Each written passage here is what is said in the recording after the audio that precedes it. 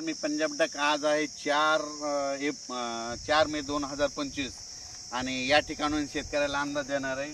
तर पाहू शकता की सगळे आम्ही शेतीची कामे केलेली आहेत. तुम्हाला सांगतो इकडं बघा जमीन इतकी भुसभुशीत आहे की चालताना सुद्धा म्हणजे दम येते, इतकी भुसभुशीत आहे. आणि आम्ही जमीन नांगरत नाहीत. नांगरल्याच्या नंतर काय होते जमीन पिकत नाही, म्हणून हे इतकी भुसभुशीत करतो.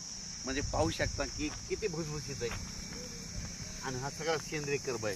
तर या ठिकाणून महाराष्ट्रातल्या शेतकऱ्याला अंदाज देणार आहे. राज्यातल्या सर्व शेतकऱ्यांना सांगितलं की मी म्हणलो होतो की तुम्ही काय करा 3 मे पर्यंत तुमचा कांदा झाकून घ्या. कारण की काल बघितलं ना चंद्रपूर भागामध्ये खूप ठिकाणी पाऊस झाला, त्यांच्या धान्याचं खूप नुकसान झालं. तर आता आज आहे 4 मे. तर आज तुम्ही बघा आज नंदुरबार भागाकडं लगेच टी व्हीला बातमी येईल की आज नंदुरबारकडं खूप पाऊस पडला, म्हणून हा अंदाज लक्षात येतात. पण राज्यातल्या शेतकऱ्याला सांगतो की राज्यामध्ये काय झालं, गुजरातकडे खूप पाऊस पडणार आहे. त्याच्यामुळे काय होणार आहे, आज नंदुरबार म्हणजे आज 4 मेला नंदुरबारकडे पाऊस येणार आहे. 5 मेला परत तो नाशिककडे येणार आहे. 6 मेला लगेच पुन्हा मराठवाड्याकडे येणार. 7ला पुन्हा परत विदर्भाकडे जाणार आहे. 8ला परत म्हणजे भाग बदला जाणार आहे. म्हणजे असं किती 6 मे पासून ते जवळपास 13 मे पर्यंत दररोज 2 दिवस ह्या भागात, दुसऱ्या दिवशी त्या भागात, पुन्हा ह्या भागात ह्या भागात, म्हणजे दररोज भाग बदलत सर्वदूर नाही पडणार पण अवकाळी असणार आहे, म्हणून हा अंदाज लक्षात द्यायचा. आणि सर्वांसाठी आनंदाची बातमी की तुम्हाला एक सांगतो की यावर्षी मान्सूनला असं पोषक वातावरण समुद्रामध्ये आत्ताच तयार झालं आहे. म्हणजे यावर्षी चांगला पाऊस पडणार आहे, लवकर देखील येणार आहे, वेळेवर येणार आहे, म्हणून हा अंदाज लक्षात येतात. आणि तुम्हाला एक सांगू इच्छितो की यावर्षी या जवळपास 19 मेला अंदमान बेटावर मान्सून दस्तक देणार आहे. म्हणजे 19 मेला अंदमानवर मान्सून येणार आहे 19 मेला, म्हणून हे लक्षात येतं. आणि तिथून काय होतं की लगेच तिथून कंप्लीट 22 दिवसाला आपल्या केरळला येतो. तिथून 4-5 दिवसात म्हणजे 15-16 जूनच्या दरम्यान आपल्याकडे पाऊस येण्याची शक्यता आहे, म्हणून हे लक्षात येतं. यावर्षी चांगला पाऊस आहे, खूप पाऊस पडणार आहे, त्याच्यामुळे काही चिंता करायची गरज नाही. शेतकऱ्याला परत एक अंदाज देतो.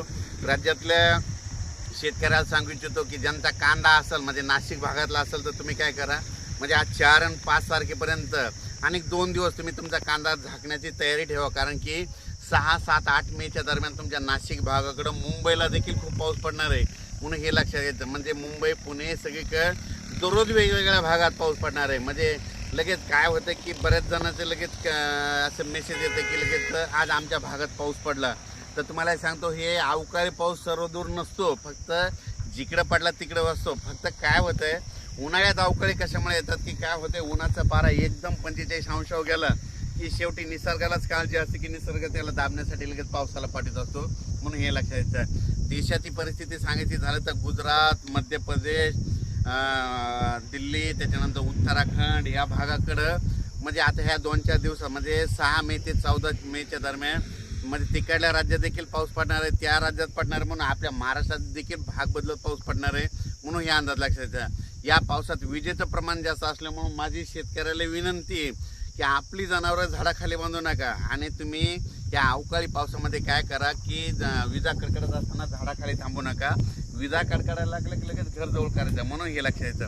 पण राज्यामध्ये 6 मे ते 14 मेच्या दरम्यान दररोज 2-2 दिवस समजा आज उत्तर महाराष्ट्राकडे आज बघा आज नंदुरबारकडे मुक्काम राहील, तर उद्याचा मुक्काम इकडे पुण्याकडे राहील पावसाचा, की लगेच परवाचा मराठवाड्याकडे राहील, त्याच्यानंतर 7 तारखेचा विदर्भात राहील. म्हणजे दररोज वेगवेगळा भाग करत असा पाऊस येणार आहे, सर्वदूर काही पडणार नाही. त्याच्यामुळे सर्व शेतकऱ्यांनी लक्षात येतं.